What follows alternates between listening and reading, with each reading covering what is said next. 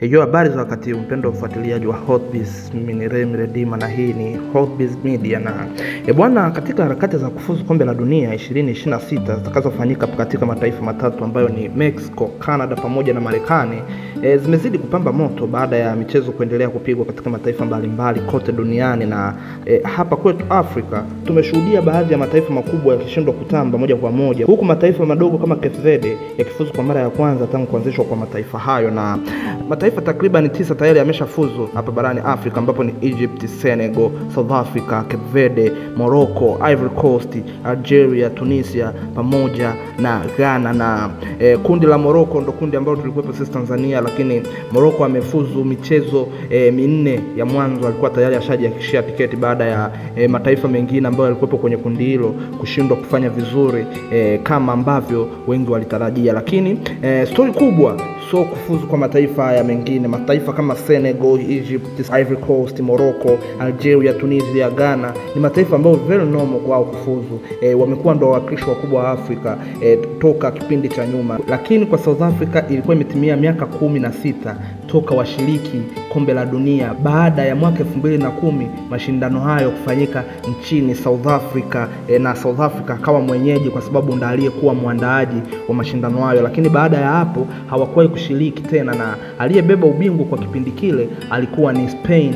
Yes, Spain ndiye aliyekuwa amebeba ubingwa wa kipindi kile. Lakini 16 years later, ambapo ni mwaka huu, mwaka 2025, wamejikatia tiketi ya kufuzu moja kwa moja kwenda kushiriki kombe la dunia litakayofanyika mwakani pale nchini Canada, Mexico pamoja na Marekani. Na ndani ya kundi la South Africa alikuwepo timu kubwa na kongwe kama Nigeria ambayo ina majina makubwa duniani ya kisoka kama Victor Osimhen, kina Lookman na wachezaji wengine wengi wakubwa ambao wanacheza katika mataifa makubwa barani Ulaya, lakini wameshindwa kutamba na South Africa amepita moja kwa moja. Yes, lakini story kubwa ni kuhusu taifa la Cape Verde kufuzu kwa mara ya kwanza. Na ikumbukwe mara ya mwisho Tanzania kukutana na Cape Verde ilikuwa ni mwaka 2018, na Cape Verde walifungwa goli 2-0, magoli yaliyofungwa na Samata pamoja na Simon Msuva, na ilikuwa katika mashindano ya kufuzu kushiriki AFCON. Na Cape Verde wao ndo walioburuza mkia, huku Tanzania na Uganda wakiwa ndo vinara wa kundi hilo kwa kipindi kile. Lakini miaka 7 baadaye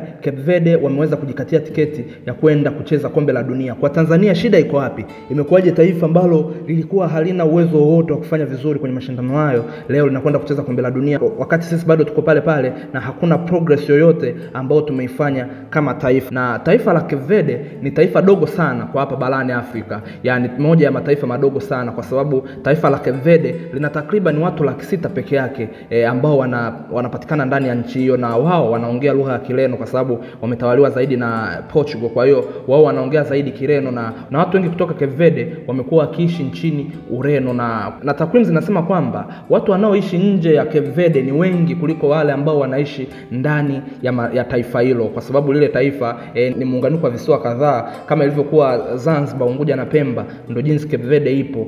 Lakini ndo nchi pekee inayoongoza hapa barani Afrika kwa kuishi maisha standard, yani wameprovide maisha standard kwa watu wao. Kwa mfano elimu ni bure, huduma za kiafya ni bure, zinatolewa bure na taifa lao. Lakini pia kima cha chini cha mtu wa kawaida, kwa mfano mwalimu anaingiza mpaka dola 490 ambayo sawa na kama milioni 2 kasoro kwa mwezi, na askari wanaingiza mpaka dola 1000 mpaka 2000, milioni 5 kwa kila mwezi. Yes, ni unaona jinsi gani ambavyo taifa limetengeneza mazingira mazuri kwa ajili ya wananchi wao kuishi maisha mazuri. Na uwezi kuingia nchi ya Cape Verde kama hauna tiketi ya kurudia, kwa maana kwamba ukitaka kwenda nchini Cape Verde lazima ukate tiketi mbili, ukate tiketi ya kwenda lakini ukate tiketi ya kurudia nchini kwako. Hawaruhusu mtu kwenda kuishi hivi hivi. Na Cape Verde ni moja ya mataifa ambayo lina wanawake warembo sana. Ukiwaona ni mixa ya wazungu na Waafrika, yani wana rangi fulani ambayo imemix. Ukiwaona ni wanawake warembo kweli kweli. Kwa hiyo